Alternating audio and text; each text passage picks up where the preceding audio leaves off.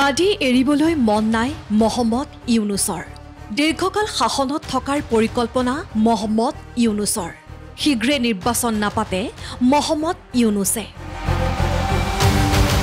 হিন্দু আৰু সংখ্যালঘুৰ ওপৰত অত্যাচাৰ বৃদ্ধি পোৱাৰ পাছতো বাংলাদেশৰ অন্তৱৰ্তীকালীন নেতা মহম্মদ ইউনুছ অদূৰ ভৱিষ্যতে সাধাৰণ নিৰ্বাচন অনুষ্ঠিত কৰি দেশত স্বাভাৱিক অৱস্থা ঘূৰাই আনিবলৈ সাজু হোৱা নাই মুখ্য উপদেষ্টা মহম্মদ ইউনুছে সোমবাৰে ঘোষণা কৰে যে বাংলাদেশৰ পৰৱৰ্তী সাধাৰণ নিৰ্বাচন 2025 চনৰ শেষৰ পৰা 2026 চনৰ প্ৰথমাৰ্ধৰ ভিতৰত অনুষ্ঠিত হ'ব লাগে অৰ্থাৎ বাংলাদেশে নিৰ্বাচিত চৰকাৰ পাবলৈ প্ৰায় এবছৰ অপেক্ষা কৰিব লাগিব আৰু তেতিয়ালৈকে ইউনুছ থাকিব কমান্ডিং পজিশনত অল্প কিছু সংস্কার করে ভোটার তালিকা নির্ভুলভাবে তৈরি করার ভিত্তিতে নির্বাচন সম্পন্ন করতে হয় তাহলে 2025 সালের শেষের দিকে নির্বাচন অনুষ্ঠান হয়তো সম্ভব হবে মোটা দাগে বলা যায় 2025 সালের শেষ দিক থেকে 2026 সালের প্রথমার্ধের মধ্যে নির্বাচনের সময় নির্ধারণ করা যায় যেহেতু জাতীয় ঐক্যমত্য প্রতিষ্ঠা করা অন্তর্বর্তীকালীন সরকারের অতি গুরুত্বপূর্ণ দায়িত্ব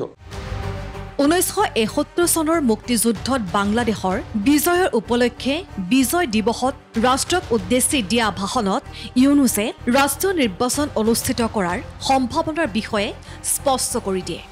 যে গত 3টা নির্বাচনে ভোটারদের অংশগ্রহণ করার সুযোগ ছিল না ভোটার তালিকা যাচাই করার সুযোগ হয়নি কারণ গত 15 বছরে যারা ভোটার হওয়ার যোগ্য হয়েছে তাদের সবার নাম ভোটার তালিকায় তোলা নিশ্চিত করতে হবে এটা একটা বড় কাজ ছাত্র জনতার অভ্যুত্থানের পর এখানে গলদ রাখার কোনো সুযোগ নেই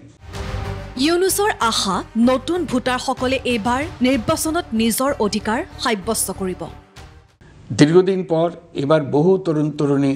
জীবনে প্রথমবারের মতো ভোট দেবে অতীতে তাদেরকে সে অধিকার এবং আনন্দ থেকে বঞ্চিত করা হয়েছে তাই এবারের নির্বাচনে তাদের ভোটদান একটি স্মরণীয় ঘটনা হয়ে থাকবে এই অভিজ্ঞতাকে মসৃণ করার সমস্ত আয়োজন করতে হবে আমার একান্ত ইচ্ছা এবারের নির্বাচনে প্রথমবারের তরুণ তরুণী ভোটাররা শতকরা 100 ভাগের কাছাকাছি সংখ্যায় ভোট দিয়ে একটি ঐতিহ্য সৃষ্টি করুক নির্বাচন কমিশন এবং সকল সামাজিক প্রতিষ্ঠান ও রাজনৈতিক দলের প্রতি আমার আহ্বান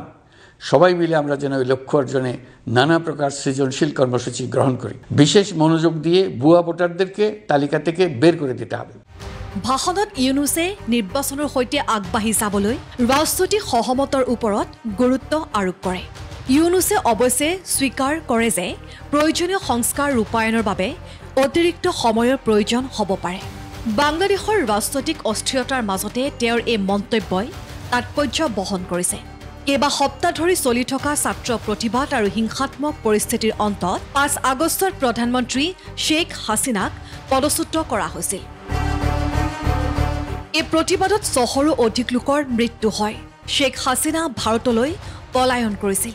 আৰু মহম্মদ ইউনুছৰ নেতৃত্বত এখন অন্তৱৰ্তীকালীন চৰকাৰে দায়িত্ব লয়